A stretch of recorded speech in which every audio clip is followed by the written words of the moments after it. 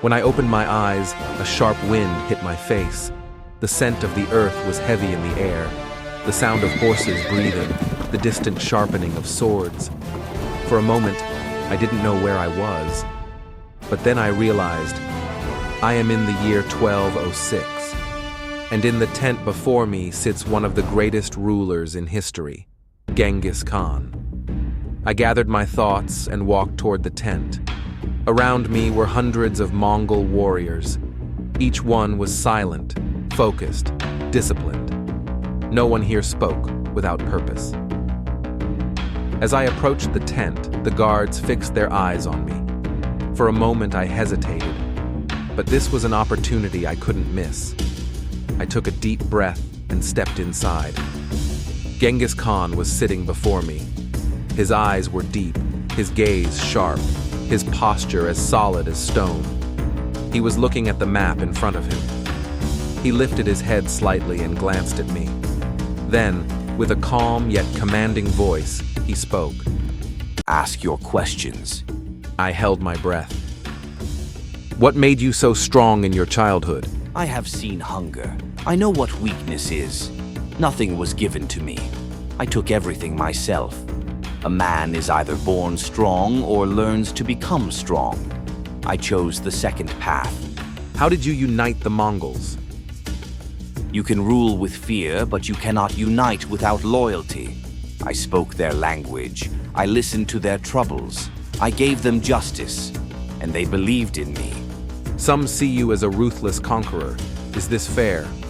I am not ruthless. I gave people a choice. They could stand with me or be erased from history. They chose their own path.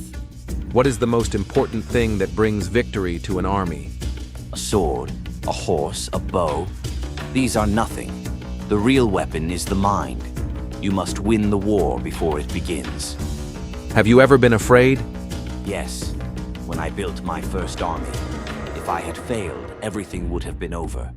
But fear is not for retreating. It is for moving forward. Do you think your empire will last forever?